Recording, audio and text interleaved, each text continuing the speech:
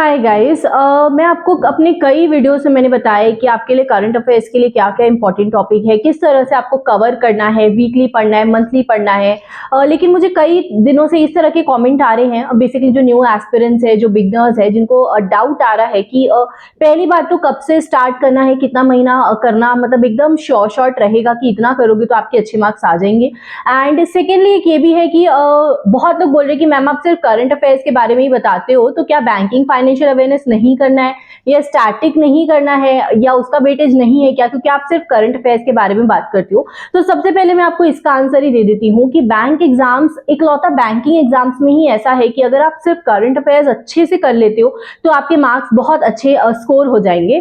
क्योंकि bank exams में पहली बात तो प्रीलिम्स में आपका जीए आता नहीं है, आपका सिर्फ मेंस में ही करंट अफेयर्स मतलब जीए का पोर्शन आता है, जनरल अवेयरनेस का, और उसमें भी जो आपके 90% और इवन 95% क्वेश्चंस है वो आपके करंट अफेयर्स से ही रिलेटेड आते हैं, करंट वाले क्वेश्चंस ही आते हैं। तो अगर आप करंट अफेयर्स अच्छे से कर लोगे तो आप गुड टू गो हो। एंड हाँ, इंटरव्यू, अगर आप पीओ का एग्जाम दे रहे हो, आपका बाद में इंटरव्यू है, तो इंटरव्यू के लिए आपको बैंकिंग फाइनेंशियल अवेयरनेस करना जरूरी है, स्टैटिक नॉलेज थोड़ा होना जरूरी है। आप जिस एरिया में हो, जो रीजन में हो, वो इंटरव्यू की प्रिपरेशन थोड़ा अलग हिसाब से होती है, लेकिन वो आप आफ्टर मेंस कर सकते हो। इंटरव्यू के लिए सफिशिएंट टाइम रहता है तो वो उस टाइम पे कर सकते हो। लेकिन अगर आपको मेंस में अच्छा स्कोर करना है आज के टाइम पे, तो करंट अफेयर्स का वेटेज बहुत बहुत ज्यादा है। और जब मेरा एसबीआई पीओ मेंस क्लियर हुआ था तो उस टाइम पे मैंने करंट अफेयर्स बहुत अच्छे से किया था, इसीलिए मेरा वो क्लियर हुआ था। क्योंकि एसबीआई पीओ बैंकिंग के जितने एग्जाम्स है सबसे बड़ा उसमें से एसबीआई पीओ का एग्जाम है। एंड उसके मेंस में जो करंट अफेयर्स आता है वो अब 60 नंबर का आता है। करंट अफेयर्स का वेटेज बहुत ज्यादा कर दिया उसमें। एंड इसीलिए मैं आपको बोलती हूँ करंट अफेयर्स अच्छे से करके चलो।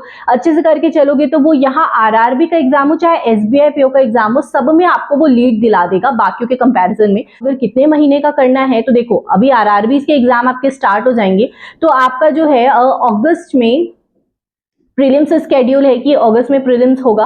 आपका जून जुलाई में समवेयर आपका नोटिफिकेशन आएगा, अगस्त में प्री होगा, फिर सितंबर में आपका शायद मेंस होगा।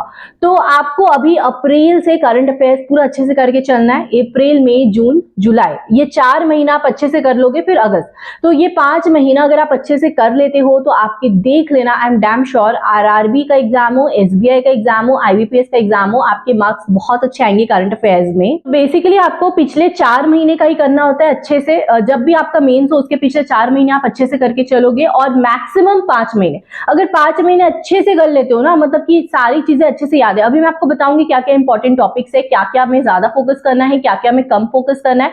लेकिन अगर जितने भी इंपॉर्टेंट चीजें उसमें आप अच्छे से फोकस कर लेते हो तो आई एम डैम श्योर आपके करंट अफेयर्स में इतने अच्छे मार्क्स आएंगे, वो आपको मेंस में काफी लीड दिला देगा। लोग पूछते हैं कि मैम डेली पढ़ना चाहिए, वीकली पढ़ना चाहिए या मंथली पढ़ना चाहिए करंट अफेयर्स। तो मेरे हिसाब से जो मेरा प्रेफरेबल था, मैं पहले डेली किया करती थी, अभी भी डेली करती हूँ।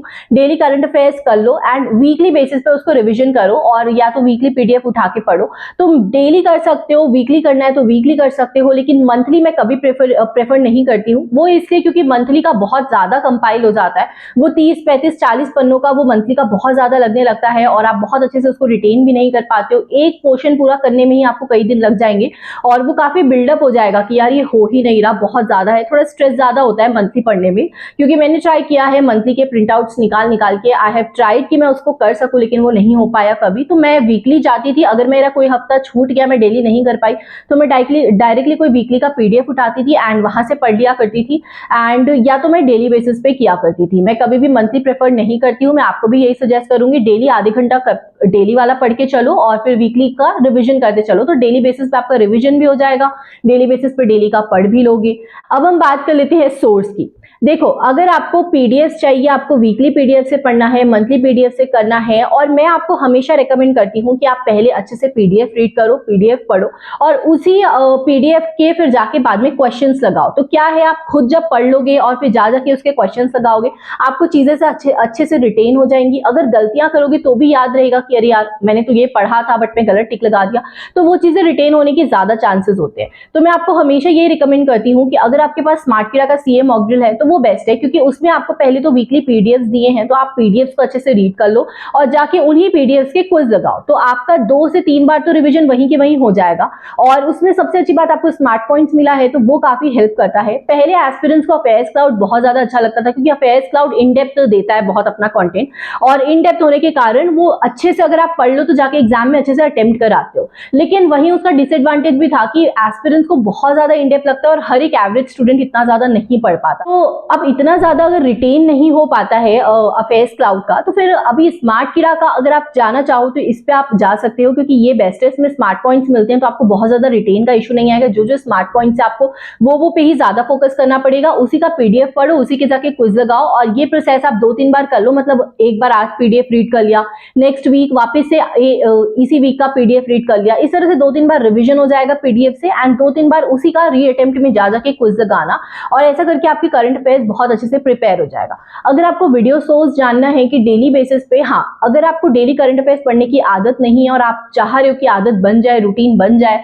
तो आप अभिजीत मिश्रा सर का वीडियो सोर्स फॉलो कर सकते हो। अगर आप डेली उनका वीडियो देख रहे हो, उनके वीडियो से पढ़ रहे हो, तो वो आपको काफी अच्छे से चीजों को रिटेन करना सिखा देंगे, काफी अच्छे से मतलब इंटरेस्ट दिलवा देंगे उस सब्जेक्ट में। क्योंकि मैं एक मैथ्स बैकग्राउंड की स्टूडेंट हूँ, तो मेरे को कभी भी इंटरेस्ट नहीं था करंट अफेयर्स वगैरह में, और थ्योरी वाले सब्जेक्ट्स मुझसे होते ही नहीं है। तो मैं अभिजीत मिश्रा सर को एक काफी फॉलो की थी, मतलब 5 से 6 महीना मैंने कंसिस्टेंटली उनको फॉलो किया था। कभी कभी बीच में मिस भी हो जाता था, बट फिर भी मैंने डेली फॉलो किया था, एंड उसका फायदा मुझे मिला कि मुझे काफी इंटरेस्ट आने लग गया। और अब मुझे क्लासेस की नीड नहीं है, अब मैं डेली का खुद से रीड कर लेती हूँ आधा घंटा समथिंग, एंड फिर वीकली बेसिस पे वीकली पीडीएफ पढ़ के उसी के क्विजेस लगा देती हूँ। मैं अपने टेलीग्राम ग्रुप में ना आपको सीए मॉक ड्रिल का, स्मार्ट किरा का मैंने आपको कंटेंट शेयर भी किया है, आप बिल्कुल मेरा ग्रुप ज्वाइन कर सकते हो और वहां पे पीडीएफ डाउनलोड करके देख सकते हो कि कैसा कंटेंट है, क्या है, एंड वहां से आपको काफी हेल्प हो जाएगा। दूसरे भी कंटेंट में शेयर करती रहती हूँ, तो आप मेरा टेलीग्राम चैनल जरूर से ज्वाइन कर लेना, मैं लिंक डिस्क्रिप्शन में डाल दूंगी। अब हम आ जाते हैं कि इंपॉर्टेंट टॉपिक्स पे। देखो, सबसे पहले तो जो मोस्ट इंपॉर्टेंट है बैंकिंग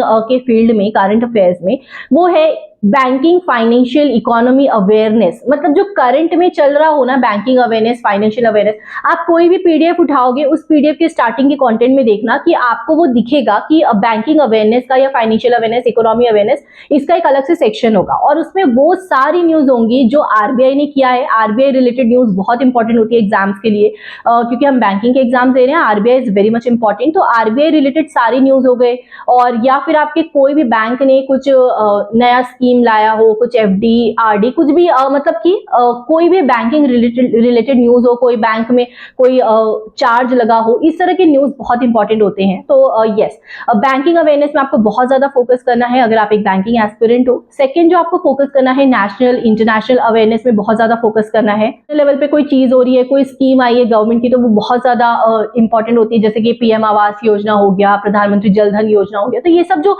मेन इंपॉर्टेंट वाली न्यूज है, मतलब कि योजना कोई आ रही है, कोई स्कीम्स है, तो ये सब बहुत ज्यादा इंपॉर्टेंट होता है। तो नेशनल अवेयरनेस इस तरह का आपको ध्यान देना है।